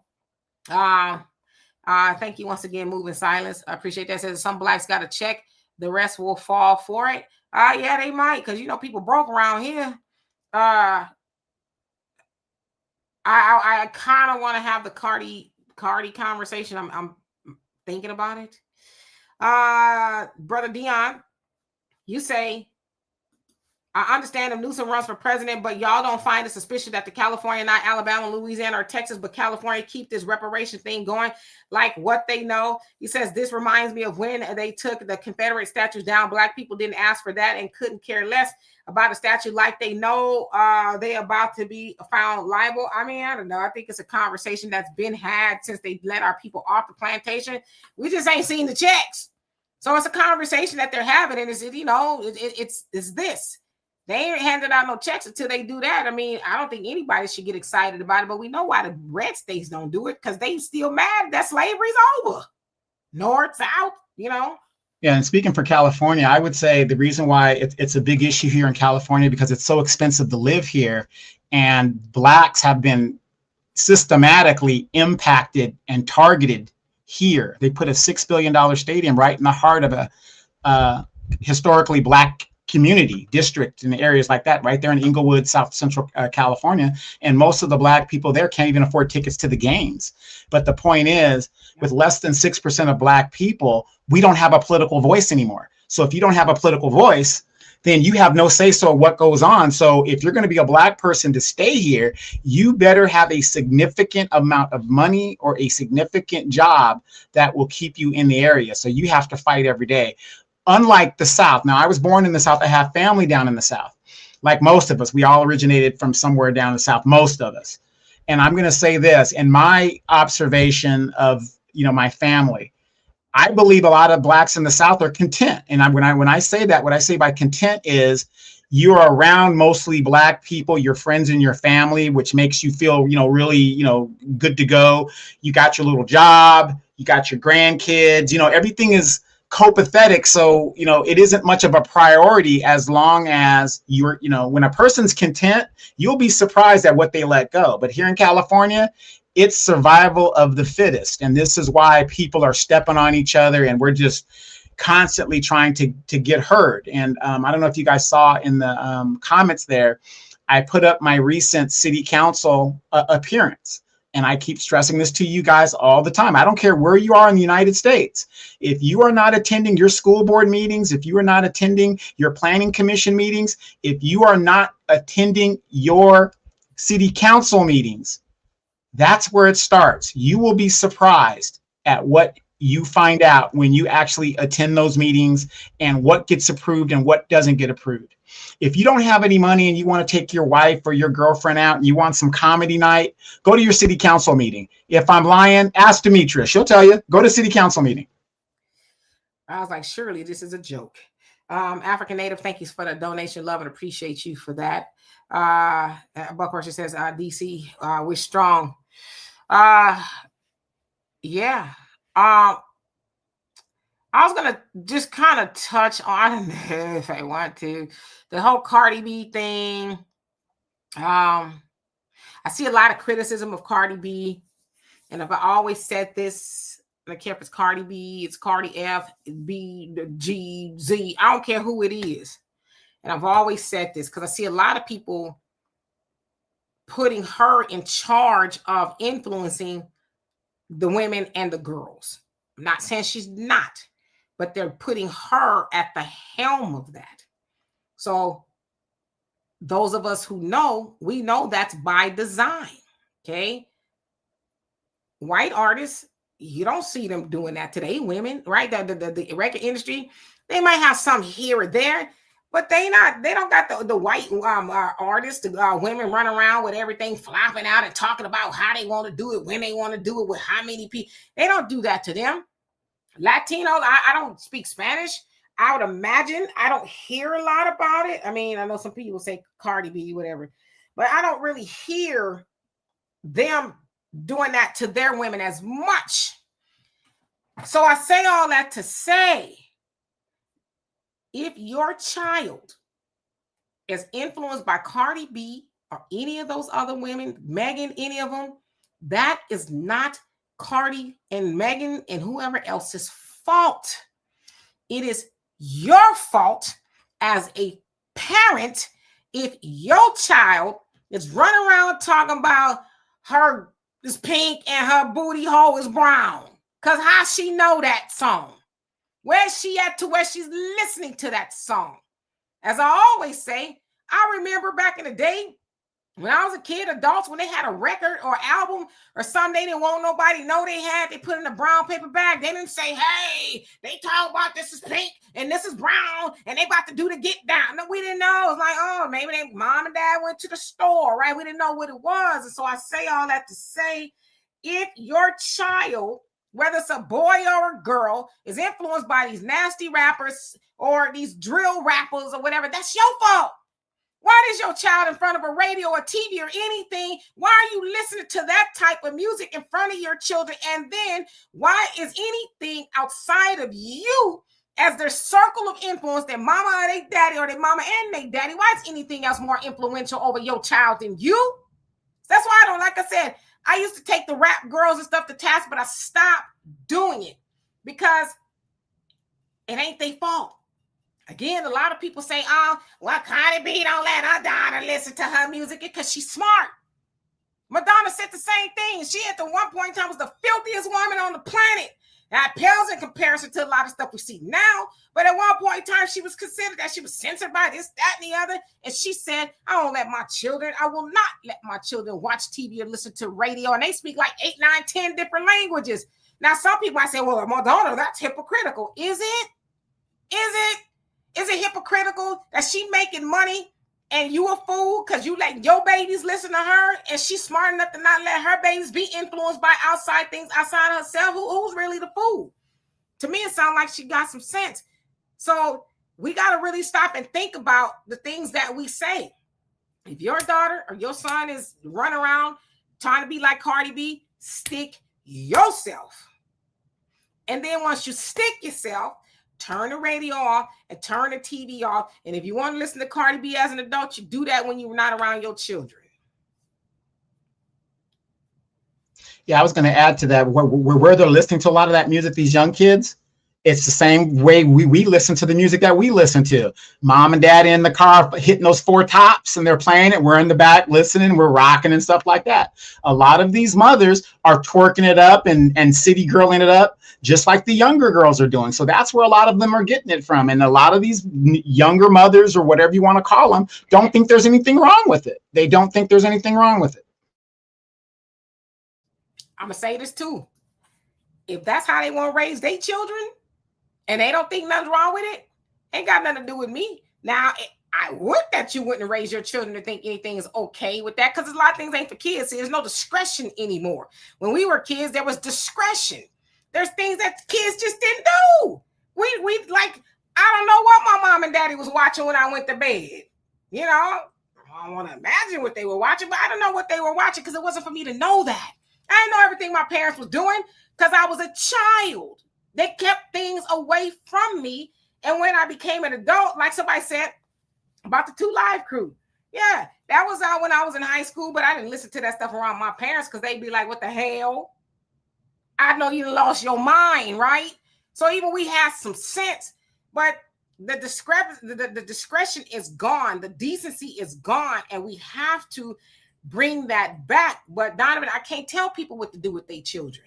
I just know that I didn't let my daughter hang around everybody. See, that's right. The difference. Right, and that's why your daughter is a roving. No, she's very opinionated in herself, but very intelligent. But Demetria, you know, back in the day, late at night, that TV would go off as you hear the national anthem being played, and whatever. Unless you had a beta machine, then your parents had that little tape that they got with the brown paper bag. They put the beta machine. And we didn't know the television went off until the weekend, right? Because we didn't get to stay up all day until our eyes were circling around and watch TV, right? We only knew that on the weekend where you could stay up a little late. But see, I tell people all the time, matter of fact, I said this years ago to somebody on Facebook. I said, when I was in high school, I had a bedtime. Well, what kind of parents did you have when I was? 10 o'clock was mine. Yep, 10 o'clock. What time was yours? 10 o'clock. And I was in high school, 10 o'clock. Yeah, mine was 9. But in theory, people think, oh, well, you know, that you got a bedtime. Yeah, because I was still a child, right? It wasn't to be up all night because you still had to get up and go to school and be conducive, right? Because, you know, when people don't get sleep, then, you know, they misbehave or whatever it is. So, yeah, I had a bedtime. Now, obviously, when I got a little older in high school, because I had a job, so I obviously wasn't in bed because I was working. But my parents set expectations on us. You know, didn't matter if I was in high school, you still have to abide by some rules, which is why, unfortunately, you see a lot of people with the kids unsupervised running around the streets. You don't know where your kids are. We didn't get to get down like that. You had to, because we didn't have no cell phones, no pagers until like high school, but we didn't have all of that. You have to check back in every so often. Donovan, did you have to check in? Yeah, absolutely. No, she didn't have to comb the neighborhood for it because it was very rare because we were supposed to be where we said we're going to be at. So if my mom needed to get a hold of me and she called over there, I should be there. But I will say this, because, you know, we come from a different era. If I wasn't in the house by 10 o'clock, which was my curfew, whatever, the door was locked. And there were several times where I sat out late into the morning until my parents felt, you know, it was time for me to come in to know what's going on. But now, you know, these kids are coming in and going out the house whenever they want. Yeah. No rules, just anything goes. Just do what you want. You know, kids falling out, you know, and going to sleep just when they fall out, you know. And like I said, I grew up with a lot of structure. My daughter grew up with structure. And I go to bed early to the day. Donovan to tell you, sometimes you call, like, boy, I'll sleep, you know, because I just go to bed early. Last night I went to bed at like 7:30, but and my daughter goes to bed early too. But I say all that to say, I mean, we got to get back to a society where there's some structure. We have to, you know, and I don't understand children who don't have bedtime, especially young children. Like, your kids are still up. Yeah, you know, they still, why? Like, you know, like for me, I would think as a parent, you want some me time, right? Okay, y'all go to bed so I can, you know, breathe without mama, please, mama this, mama that, mama this. Yeah, you know, it's kind of crazy now. I know we're kind of getting a little bit, but I just want to add this. My mom was like a no-nonsense old school mom. I had a bed and a desk to do my homework, and that was pretty much it. If I wanted to play Atari or whatever we had, it was in the front room where my mom can see what it is that I'm playing and what I'm doing. And we know Atari wasn't like they have these games now. But the point of the matter was, everything we watched, my mom made sure it was something that was, you know, watchable. You know, we're big into the Andy Griffith, I Love Lucy, things that had things. But the point is, my mother always made sure we were watching what we're supposed to watch, and it met her approval. Now I see kids getting, these movies that are like horrific and just craziness to it. You know what I mean? It's just, and like you said, what do you tell that parent? And I'm going to say this, ladies, and I'm not admonishing ladies, but as much as you guys think I come down hard on women, it's the fact of the woman is the center of, if we're going to be successful or if we're going to fail, is all dependent on the women in our community. Because as the men go to war and go make work or whatever we got to go do, we depend on the woman to keep the community together. And if the women are just running at amok, and just doing what they want to do, our community, we're not lasting long. And we're seeing actually the effects of us not working together as a people, men and women not doing their part.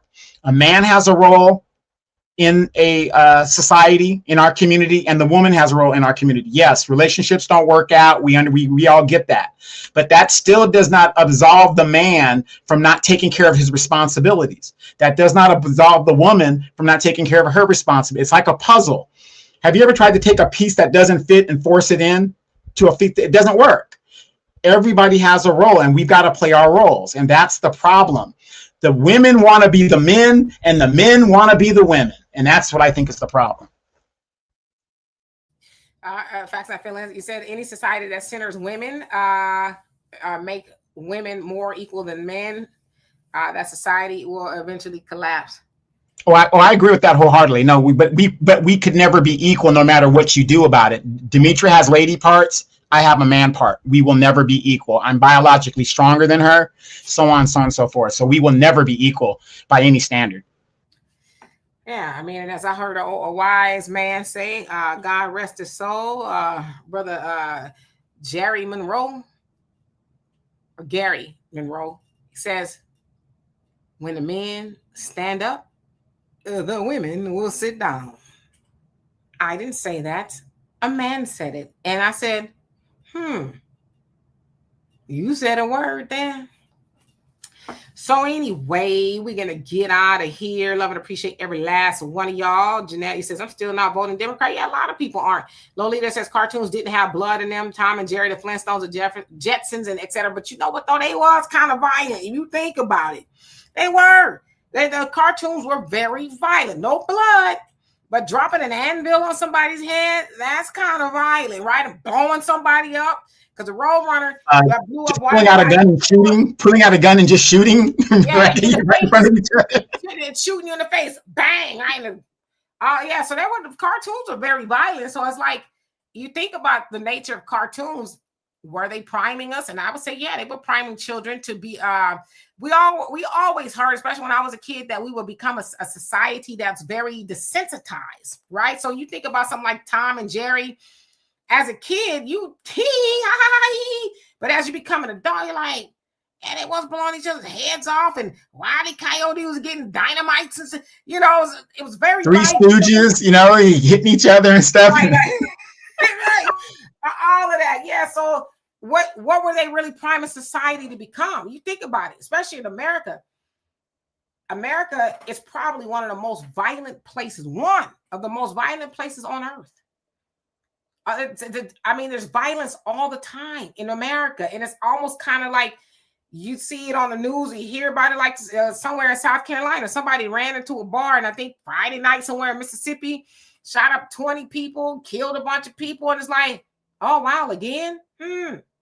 But back in the day, be like, what? Now it's just, again? Yeah, but remember here in California, it was one of the first incidents of a mass shooting, kind of on a national scale. Remember that McDonald's here, like near San Diego? That McDonald's that got shot up and like 7 people got killed. Everybody was, it was on the news. It was like outrageous. And then you had the first high school that actually happened. And now it's like normal now. People have been programmed that, okay, another shooting, no big deal. Another this, another that. It's crazy. It is crazy where we're at today. Yeah, T. Austin, how you doing? Since there's a lot going on. African Native says breathtaking violence in America. America's very violent. I mean, think about even the Come Up Chronicles. How you doing? You say Mystery Theater.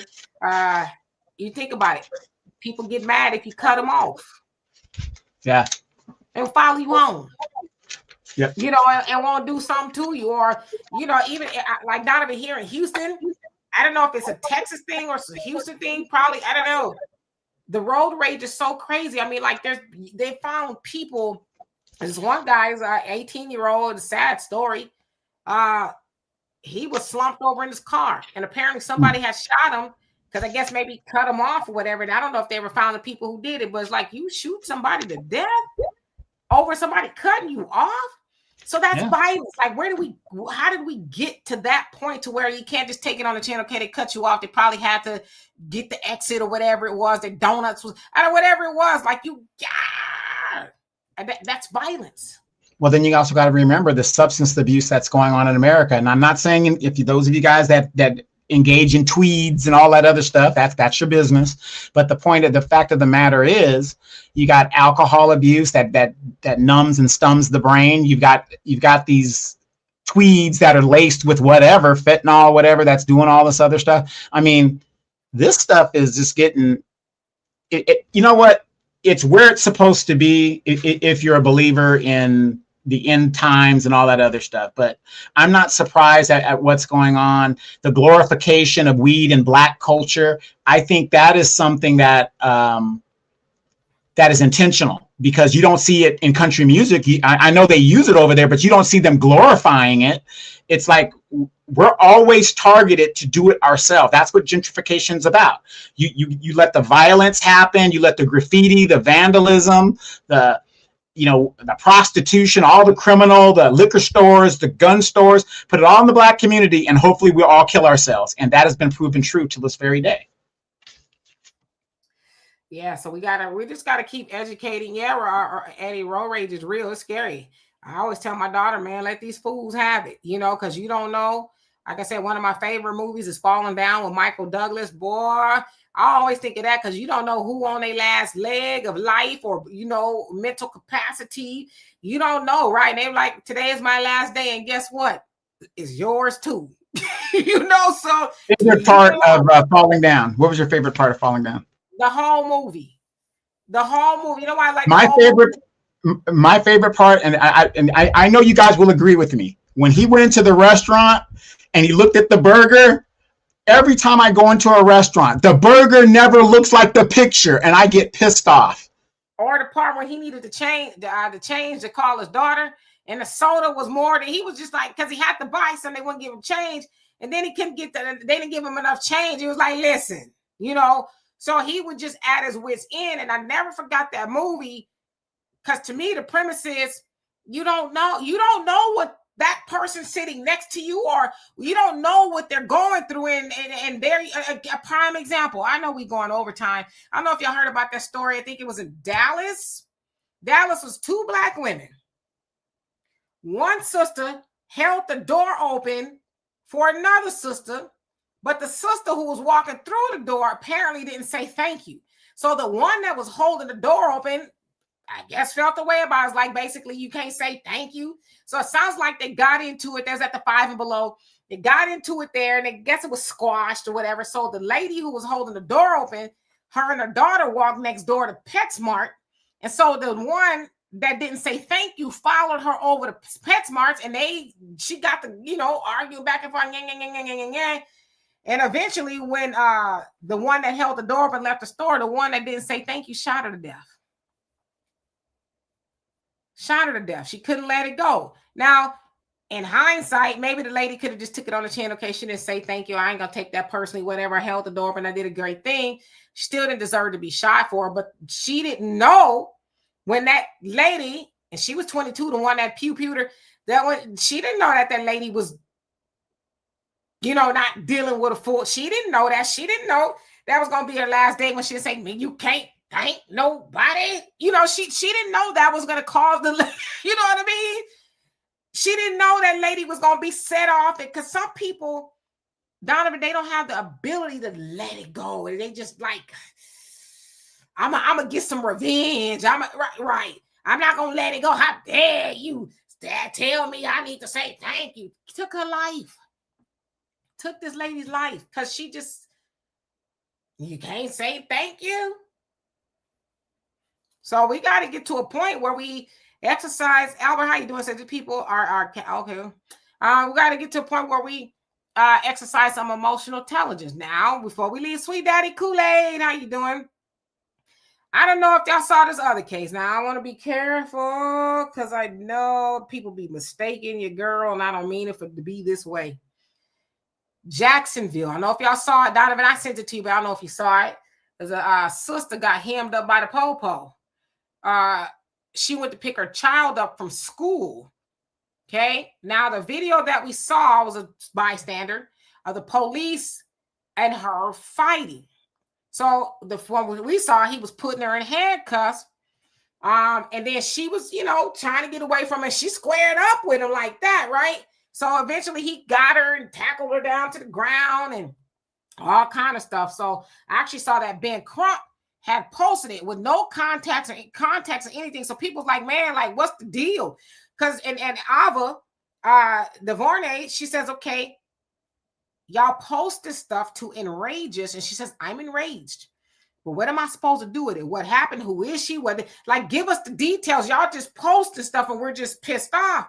So my sister lives in Jacksonville. My sister's a teacher and she knows a lot of police officers, as she had a boyfriend for a very long time who was part of JSO and all that. So she's kind of connected. So I asked her about it. She goes, yeah, I heard about it. She says, but there's a longer version of that. And so I went and saw it. They showed the police, the police, when they don't never release the body cam unless they vindicated to some degree. So they released the body cam. What happened was, and the police, the sheriff, he's a brother, he spoke to it. He says, what had happened was, and they showed the video from his body cam, she parked illegally. I guess she had parked on the near where the kids cross on the grass, left her car on, got out to go get her child, and the officer, he was in his car when he saw her. So he gets out and was like, hey, basically, you can't do that. And she was like, well, I'm just going to get. He says, all right, give me your license. Nah, I'm just going in there to go get my woo. So from that point, it got crunk and disorderly. Now, so then they showed the other vantage point. I'm going to tell you, this lady bit the hell out of this man. Like, you could see, even when they was wrestling, all her teeth marks was in his arm. And a whole host of stuff, right? Now, I want to say this too.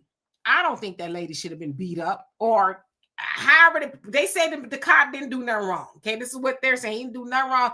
I don't think she deserved that because it was hard to watch. But as I got more information, I say, you know what?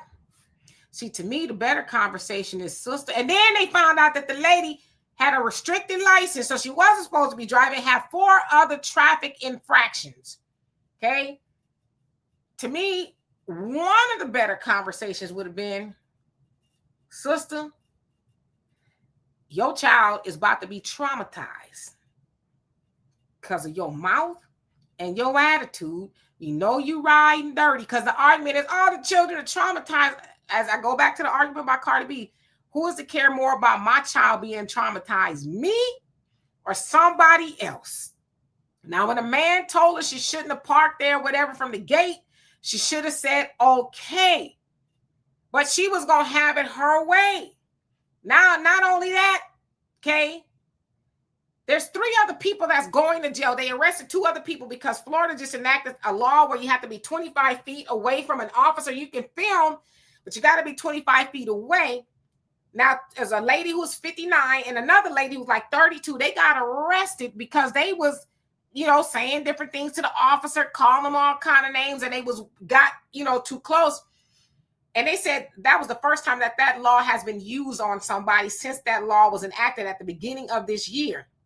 Another person will be going to jail when they find him is a youth. They said he's young because he threatened to pew up the school behind what happened to the lady.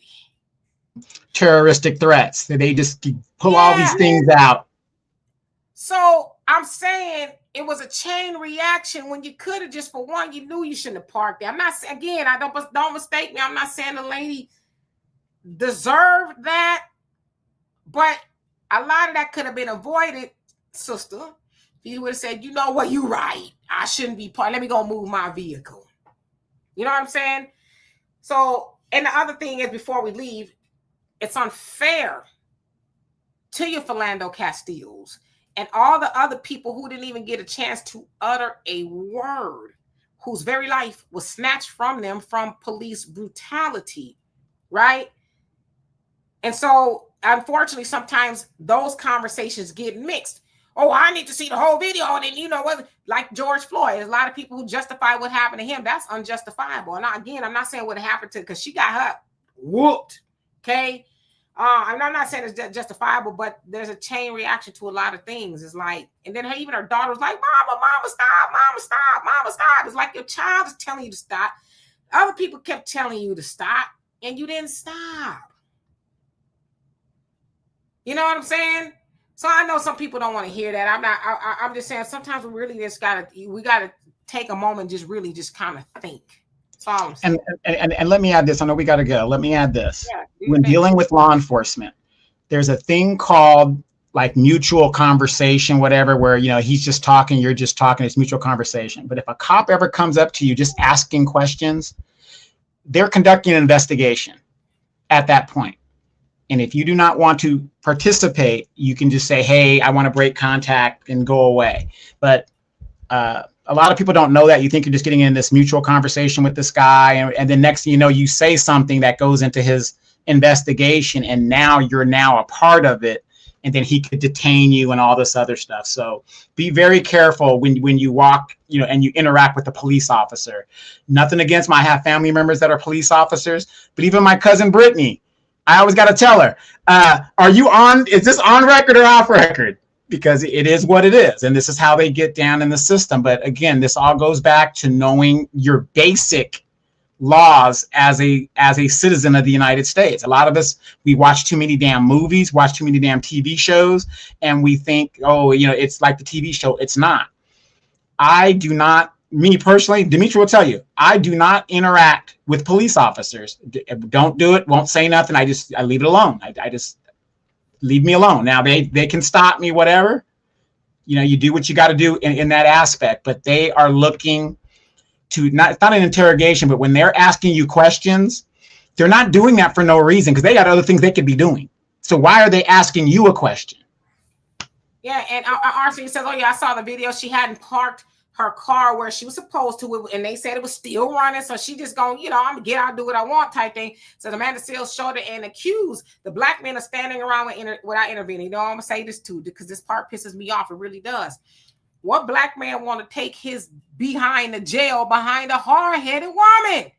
Right? Like at some point in time, we got to stop the lunacy. Y'all gonna make these men get you know, whatever may happen to them and go get catch a charge because you could have just not parked there. And then when the man told you not to park there, you like, well, I'm just going in. Why would anybody, and I'm not saying you saying it's arson, but you don't blame black men. You know, when that black man's probably like, listen, I just came to get my damn kids from school. I didn't come here to be having no rock'em sock'em with no police officer, which I'm going to go to jail. My woman waiting for me to come home, and she making some gumbo or whatever she do. I'm not trying to be going to jail when this lady could have just complied. Again, I'm not saying that lady deserved all of that, but why blame black men? Like they surely they couldn't tell her not to do it because there was a black man there. He was an administrator at the school. He was just kind of, I won't say he was helping the cop, but he was trying to comfort her and basically saying, hey, you know, like, chill out, because the lady was bloody from rolling around, and you know, and he, you know, it was a lot. It's hard to watch, but to blame brothers for that, what I'm not saying brothers shouldn't intervene with most things, but this, nobody was gonna win that. You can't beat up on a cop, especially when he gave you a directive. It wasn't for debate. It was a directive. You can, and he's a school. It wasn't. They didn't call him a school resource officer. They say he was acting in the capacity of an officer since they had that mass shooting at the high school a couple years back. Said they had him there for that. But that man gave you a direct order that you felt like you didn't need to obey. And now some black man supposed to risk his livelihood and his life and say, damn my child and family, because you are sassafras and you can't shut your mouth. Right. A strange black man. A black man protects what's his. That's, ladies, I know you guys don't want to hear that, but I'm just telling you, as a man, a black man protects what's his. I'm not arbitrarily going to put myself out there for somebody I don't know. Yeah, like I said, he couldn't. She wasn't listening to no man. So what? I mean, you know, what is that? The Honorable Minister Louis Farrakhan says we can't protect. What is it? What is it? We can't. Basically, we can't protect. Basically, what won't listen to us or whatever it is, right? And I know I messed it up, but that's the premise of it. So my thing is, if a brother couldn't tell her, "Hey, sister, knock it off, stop, wait, you're not gonna win this, you're going to jail," she wouldn't listen to that. He jump on the cops' back, and then nobody want to be in prison over no hard-headed ass woman. Right, and I'll give you guys a good example. Demetra, that's it. Show's over. Let's go. Peace. Yeah, we've been on here too long. And 3 minutes of Black Empowerment. Thank you so much for that, love. Appreciate you. We've been on here. We went back to the old school, right? Almost 2 hours. Anyway, we love it. Appreciate y'all. I will be back here tomorrow. Donovan's always more than welcome to join me if he wants, but I'll be back here tomorrow, 5 p.m. Central Time. And thank y'all for everything. In the meantime, have a great rest of your evening. Peace.